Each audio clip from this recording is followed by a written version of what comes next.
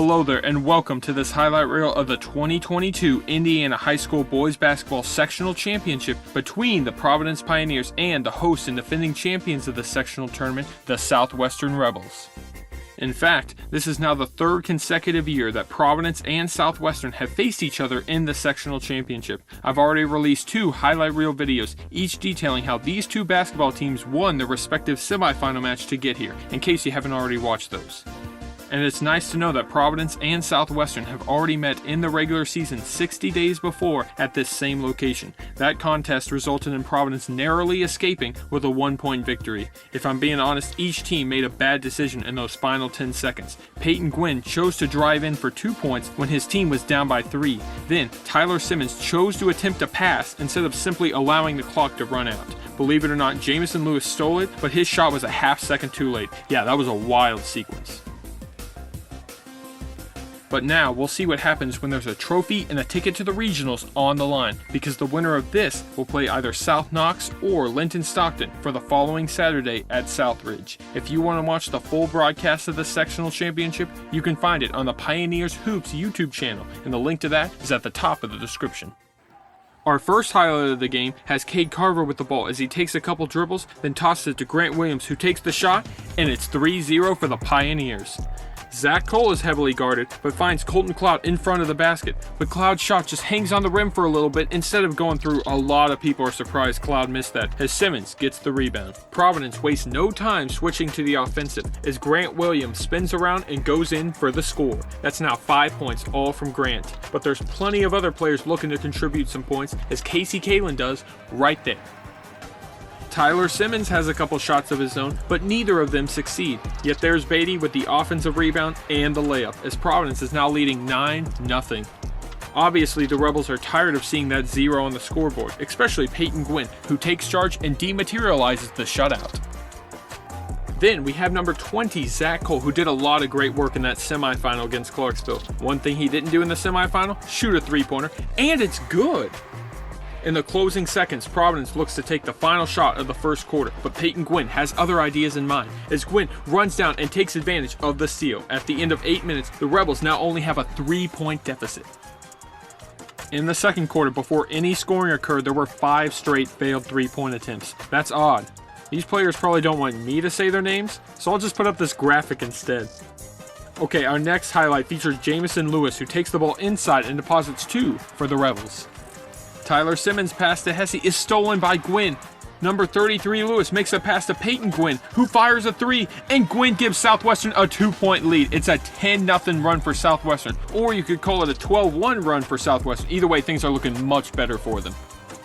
We fast forward to our next highlight as Kalen passes to Simmons in the corner. Now goes to Hesse, and Quentin shoots the deep 3, and the ball soars its way in. Nice shot! Providence up by 1, and Quentin Hesse snatches the ball for a steal. That's cool. Next highlight has Hesse getting the assist to Williams for the quick score. Question is, will our next highlight involve Quentin Hesse again?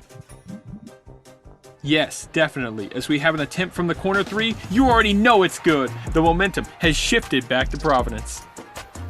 Hesse obviously enjoyed making that 3-pointer from the right corner, so how about that left corner? Wow, Quentin is lighting it up 3 for 3. Southwestern wasn't prepared for this kid.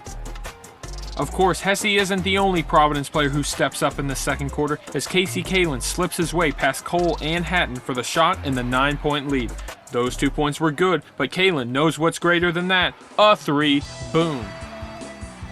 Even with an easy steal that rolls to Hunter Wiseman, Southwestern is unable to get a shot off, as Peyton Gwynn simply loses track of time.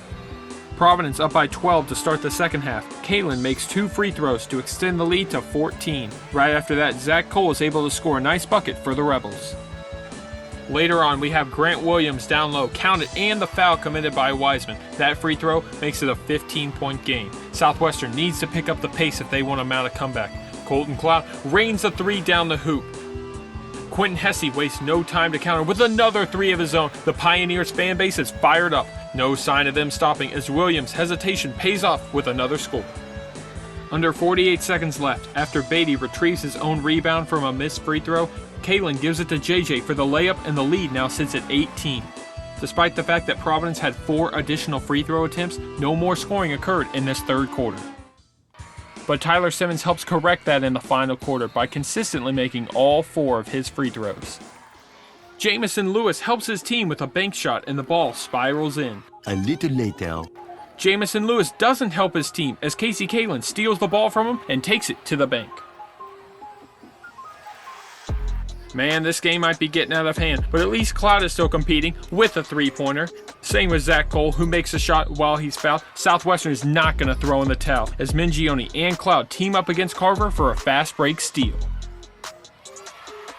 Down by 17 with 2.5 minutes, Southwestern is in need of another miraculous comeback, even bigger than the one the day before against the Generals. Max Beatty dribbles down center court and then finds Williams for the layup. Okay, now this game's winner is settled, but naturally, Casey's got to score one more time for good measure. The Providence Pioneers are sectional champions with a final score of 56-32. Congratulations to them for playing a great game. By winning this tournament, Providence will advance to the Southridge Regionals in Huntingburg, where they will face either South Knox or Linton Stockton. This goes without saying, but Southwestern didn't look very sharp at this particular event. In my opinion, their biggest flaw was their low three-point percentage. The Rebels attempted 21 threes and only made 4 of them. Compare that to Providence, who made half their threes, as it was 6 out of 12. With the exception of Bryce Hatton, who only scored on this play, every Rebels player who attempted a shot failed on their first attempt and had a field goal percentage under 50%. It's difficult to win any basketball game under those conditions, let alone a championship, but I still want to give them some recognition for a great season and for reaching this stage due to that thrilling performance on the Friday night semifinal. So which Providence player will earn my award for Most Valuable Player? Well, there are 3 very strong candidates who each have a compelling case going for them. I've already changed my mind on this more than a few times, but my final decision will land on Casey Kalin. Casey played brilliantly throughout the game while showing a ton of leadership on the court. He scored more points and acquired more rebounds than anyone else. Plus, going 70% on free throws is reasonably efficient. I still have to praise sophomore Quentin Hesse for being the undisputed star of the second quarter. When Providence was trailing by 2 points, Quentin did a tremendous job of retaking and extending the lead by making all 3 of his three-pointers. Those shots were instrumental in stopping Southwestern's momentum and building a solid lead prior to halftime. Q stepped up in a major way. Going 4 for 5 on three-pointers speaks for itself. And then Grant Williams gave a well-rounded performance by scoring the first 5 points of the game and by making 75% of his field goal attempts. Grant also managed to score at least 1 field goal in all 4 quarters, not to mention 5 rebounds and 2 steals. Great job, sir. Be careful not to abruptly swing the trophy around on your way out, and I hope to see you next time.